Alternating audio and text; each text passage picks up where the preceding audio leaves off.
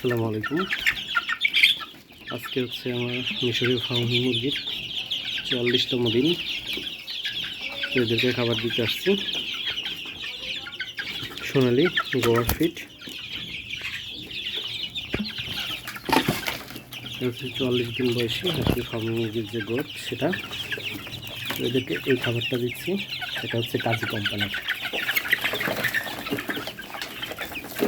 সেটাই দিই যাতে সবাই যেন খাইতে পারে, কারণ সবাই দেয় হচ্ছে যে এই ধরনের পটেতে যেগুলো একটু মাখানো এগুলো দিই, বাট এগুলো সেটাই দিই যাতে সবাই অনেক আছে না ছোটো ছোটো হয়ে যায় বাচ্চাগুলো, তারপরে দু একটা এরকম ছোটো ছোটো হয়েছে সেটাই দিলে আর কি সবাই চেষ্টা করে খাওয়ার মতন, সবাই মোটামুটি খেতে পারে।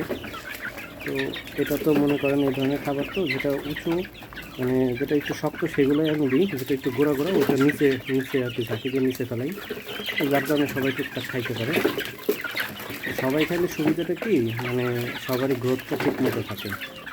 আমি চাই না যে একটা ছোট একটা বড় এই ধরনের বাচ্চা হোক, তো এই জন্য আর কি এভাবে ছিটাই দিই।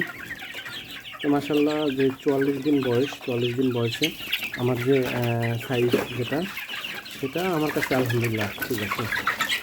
তো এই হচ্ছে 44 দিন সাইজের যে মুরগি, এটা হচ্ছে মুরগি একদম পিওর মুরগি, যে দেখতে পাচ্ছেন ঝুটি ফ্যাকাশে ঝুটি নাই। এটা 44 দিন বয়সের মুরগির সাইজ।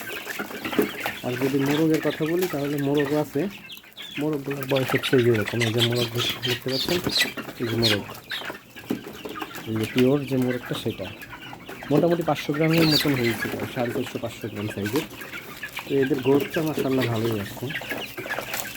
এদেরকে খাবারটা আর কি আমি টাইমিং করে দিচ্ছি, আর শীতের মধ্যে যে এই গ্রোথটা পাবো আমি নিজেই আসলে আশা করিনি, সবই আল্লাহর ইচ্ছা। সবাই আর কি এরকমভাবে আর কি আমি পুরোটাই দেখাবো একদম, ডিম পাড়ার আগের দিন পর্যন্ত আমি প্রতিদিন ভিডিও ছাড়বো। প্রতিদিন যারা অভিজ্ঞ আছে তারা কমেন্ট করবেন যে কোনো কিছুর কম বা কোনটা আমি এড়িয়ে যাচ্ছি, সেটা আমাকে বলবেন যাতে আমি সেই অনুযায়ী চলতে পারি। তো সবাই আমার জন্য দোয়া করবেন। আসসালামু আলাইকুম।